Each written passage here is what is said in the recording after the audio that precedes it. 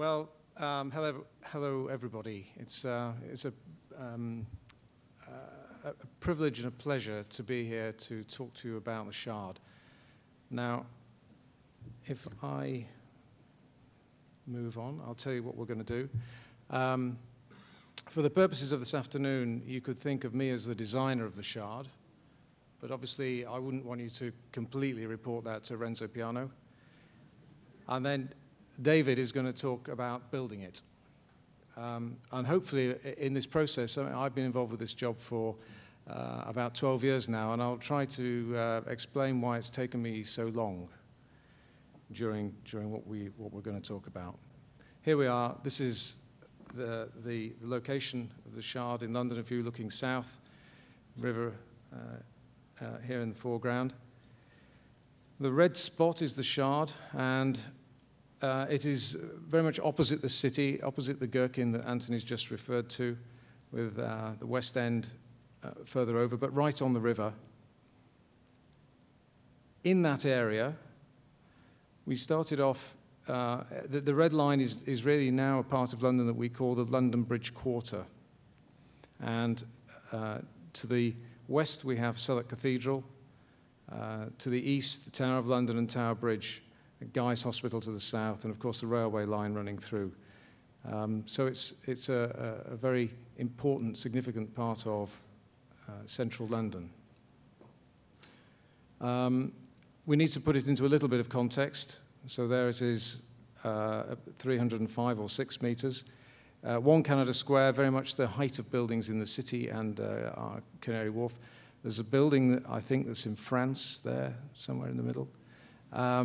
And then at the end, in New York, the Freedom Tower at 540, which I think is receiving an inquisition at the moment as to how high it really is. Here's the team that did the project. Seller Property with Qatar, were our client. Renzo Piano with Adamson, the architects. We are the structural engineers. Arup, Turner Townsend, Davis Langdon, and Mace, of course, David, the contractor. A few facts for you. It's about 1 million feet of usable area in that building, 44 lifts. And I'll talk about the distribution of that space in a moment. Now, going back, starting with the background, this is Irvine's Cellar. Irvine's Cellar featured majorly in the CTBUH conference in London in the summer, which, as Anthony's just mentioned, was very conveniently in London. Without Irvine, this job simply wouldn't have happened. I would describe him as a little bit eccentric, but you mustn't report that either. But he had the energy and the commitment to, first of all, hire Renzo Piano, amazing, wonderful architect, to work with him on the design. But the third person in this setup, really, was someone called Ken Livingstone. Now, Ken Livingstone was London's first ever mayor, very pro-regeneration, pro-business, pro-tall buildings, in fact, in London. And these are my words, really, but those three people, I think, really created the miracle that Anthony's referred to, which is to build a building this tall right in the heart of historic London. I think Richard Rogers was also advising Ken Livingstone at this time and said that apparently, I'm not really sure if this is true, but said to Ken Livingstone that this building had the potential to stop London becoming a museum. And I think that's an interesting thing for us to think about. So Renzo was inspired by the church spires that appear in this wonderful painting, Canaletto, 1746. And sometimes people talk to me about high-rise in historic cities. Well, St. Paul's looks pretty interesting there, I would have said. This is the famous early sketch that Renzo did for Irvine in Paris. This is on Irvine's wall. It's on a serviette, of course. This is one of the early Renzo Piano sketches, and I would say already at this point you can see, thinking about the split-level, multi-levels, you see the church in there, the context with the railway and the tube lines underneath, all forming part of Renzo's thinking about how the building fits into the town. I remember seeing models of different ways that the shards and facets of the building could be done all over Renzo's tables in the Paris office. Tens and tens and tens of different ways that this building could be put together. This is the little design process. There's about 5 years here. There's this early period, about 2000, first submitted for planning in 2001, but then approved a year later. But then it was called in to our British system, sort of public inquiry, really? Are we going to have a building that tall in London? So it spent a year in a completely different semi-judicial process, but it was indeed successful. Following that period, there was really the whole process of trying to get the funding together, and that meant finding a tenant and a pre-let, and it was not until later on, which David's going to talk about, that actually Qatar came along and enabled the building to be funded through our recession, essentially. So this is what the building is. We have the spire at the very top, then the viewing gallery, a group of plant rooms, 10 apartments over 13 floors, which are not yet on the market, in case you were wondering about that. 19 floors of hotel, 3 levels of restaurants, all open. Hotel opens Christmas, Easter coming. Plant rooms, offices, reception, and retail, and then really a basement contains plant, and 48 car parking spaces. I was interested to read one of these other projects has 2,700 car parking spaces. There are 48 here. And if you buy an apartment, you do in fact get one space. From an engineering point of view, we came along and we kind of inherited a design that had some affordability issues. It had a tune mass damper and a big belt truss, and it was all steel with a concrete core. And we said, we don't think we should do it this way. We think we should have concrete for the hotel and the residential space, post-tension flat slabs. We should have a hat truss at the top to engage with the perimeter columns. That will get you 2 extra floors and simplify the building for the rest of its life. And that was really the design that we built and the design that won us the job. Our good friends RWDI, who are here, did the wind tunnel testing for us. This is the base of the core. David will show you some pictures of this in a moment, containing our 44 lifts that we tried to squeeze and squeeze and squeeze down as small as possible. Further up, we have the wing walls around the hotel area, and then finally we have the hat truss on the top. This is a typical office floor level with the core in the middle. Every beam on this project is 500 millimeters deep. Every beam is a plate girder. Every beam has been made exactly to do the job it's got to do, whatever its span is, and you can see there's some irregular spans. And also you'll notice on this picture, every other beam remains unpainted, and that's because the slabs are all designed to span in catenary from one over the next one to the next one. And there was a huge saving in intumescent paint in achieving that. Here's level 45. This is one of the hotel floors. Now we're in post-tensioned flat slab territory. Quite narrow floor-to-floor heights on this building, 3.6 for the office, 3,650 for the offices, and 3.1 for the hotel and the residential space. This building, it's easy sometimes to think of the building as maybe having only 4 facades or 4, more like a pyramid. And in fact, there are 18 separate shards running around the building. And between the shards, we have these fractures, and the fractures are important. I'll come back to that. A huge amount of effort with Renzo's office went into how to make these shards join up and how to deal with the transfers that happen at the junction between the hotel levels and the office levels.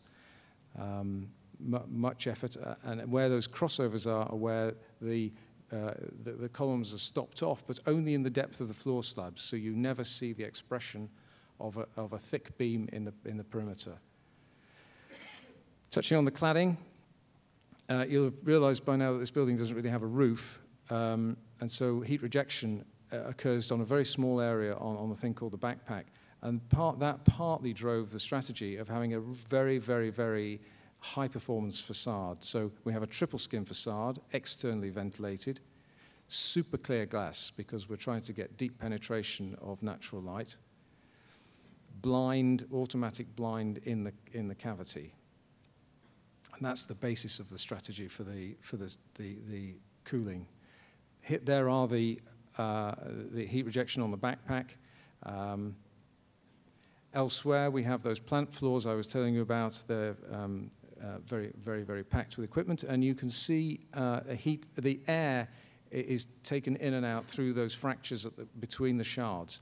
And in that way, the perimeter of the building remains that very transparent glass look. There's no louvers visible in the principal shards of the building. There are those hidden louvers done very elegantly and very, very cleverly. Sustainability. Somebody this morning talked about social sustainability. I think in high-rise that's one of the most massive benefits. This building fits 30 acres of space on 1 acre of land. That's a lot to do with sustainability. Transport hub, mixed use. BREEAM Excellent is a bit like LEED Gold. So you could think of it like that. And then there's lots of recycling of demolition materials, steelwork from recycled sources, lots of cement replacement, and the CHP plant in the basement helps us too. So that's about the background and the design. I'm going to hand you over now to David. This slide isn't a ploy to get the local vote, by the way. It actually tells a story for where it started for me some 7 years ago. We took a lot of influence from Chicago. It's obviously known as the birthplace of the skyscraper and also nicknamed the Windy City. So we thought it quite logical to use this as our reference point when we were planning and pre-construction of the Shard. And in the early days, we took a lot of consultation from the RISE group that are actually based over here. I think although the Shard is quite different to a lot of the buildings in Chicago, what impressed us was the mindset and the achievements that have been made here. And it sort of set us on the way to achieving the goals for completing this iconic building. The Shard itself is located next to one of the busiest transport hubs in the UK. To the south, there's the train station and train platforms. To the north, there's the station concourse. And to the northwest, there's the bus station. There's a combined footfall of about 250,000 people that pass through that station every single day. And just to the south of the Shard, or the southeast of the Shard, is the hospital. This set the challenge for us to construct the tallest building in Europe above London Bridge Station. And a project charter was drawn up from day one with 3 objectives. And the first one, safely to work, safely to home. And that was not only to construction operatives, but also to the general public. To be at one with our neighbours and to deliver the project on time and to budget. There was also a commitment for one team approach and to keep the Shard ahead of the curve to committed success. Health and safety played a lot in the construction techniques for the Shard. And we're proud to sort of report that we did 8 million man-hours there and over 250 million commuters passed through that station during the construction. The Shard itself was awarded numerous health and safety awards throughout the project, culminating in the British Safety Council Award in 2012. Bill went through some of the early issues with funding on the Shard, which delayed the start. Now, Irvine, being a true developer, was adamant that this building had to be visibly complete for the Olympic Games. And I think with that determination, it put us on a path to a construction journey that was radically different to anything that had been achieved in the UK prior to this. And I'm just going to take you through some of the highlights. We'll start with top-down construction, not a new technique, carried out all over the world. The unique part about the Shard top-down was that we were the first project to actually do a top-down on a reinforced concrete core.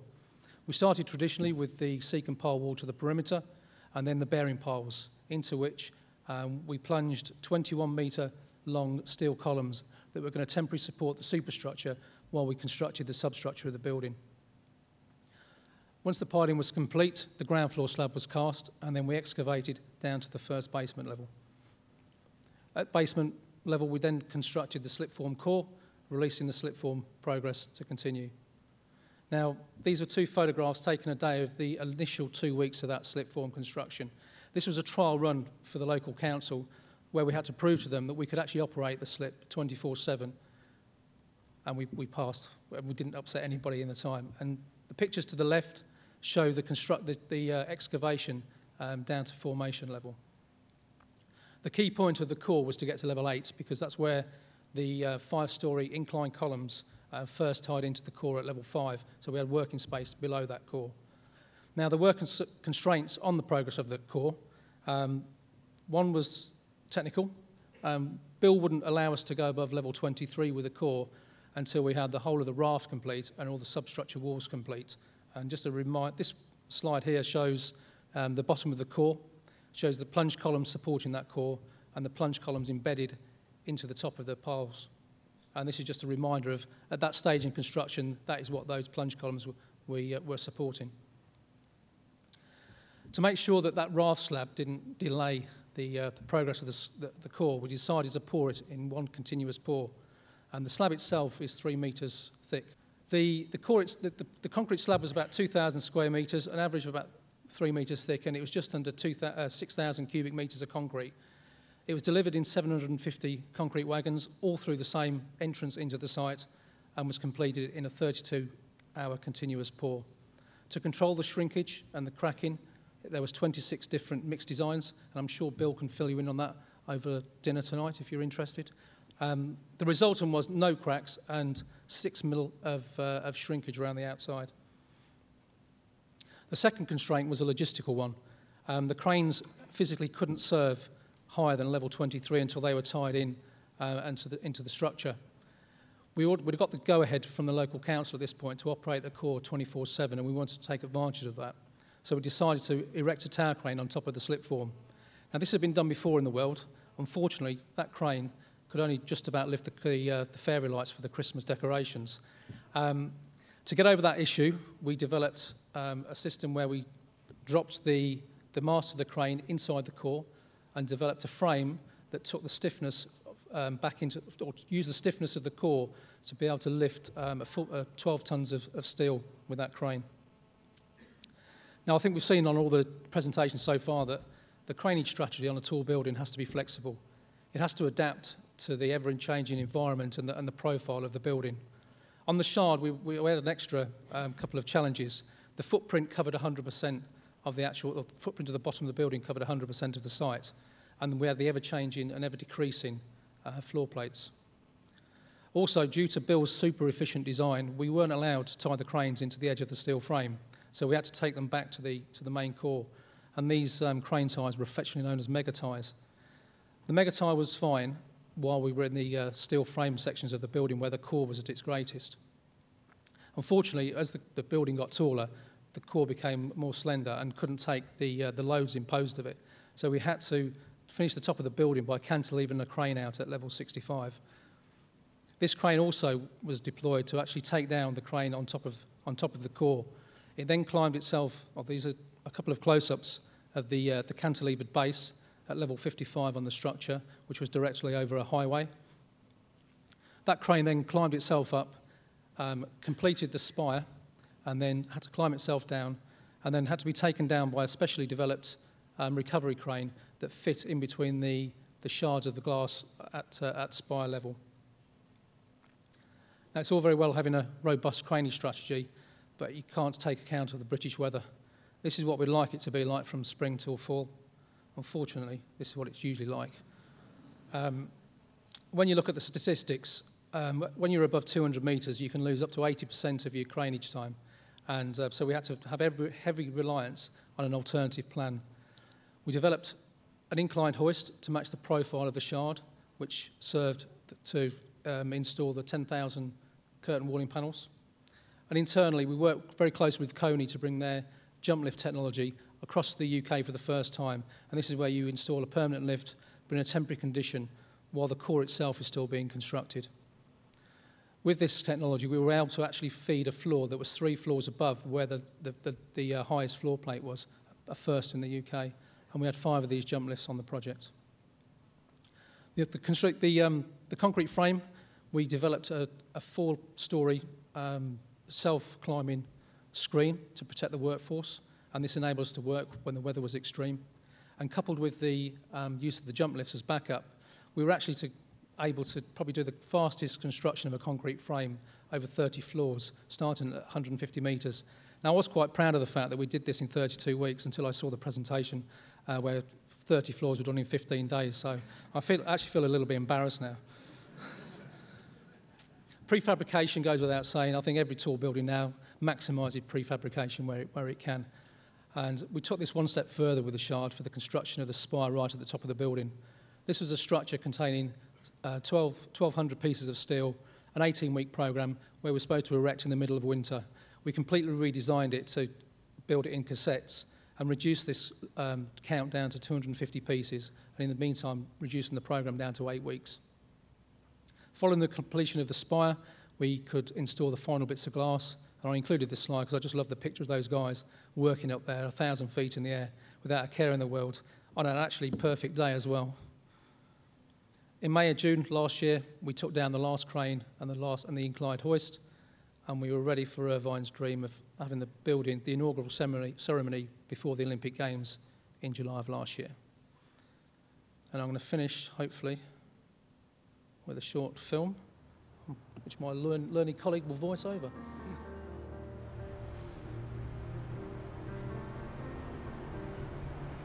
Don't worry, this really is short.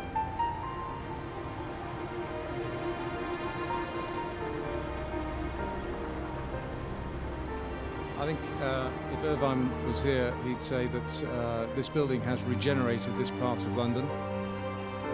It is the tallest building in Western Europe now. It's a global landmark for London that certainly I never really thought I'd see. I do see this building every morning when I come into town on the train. I still can't quite believe it. And I think David and I are both incredibly proud of what we've done and all the people in our teams and everybody. It's been a fantastic project. Thank you.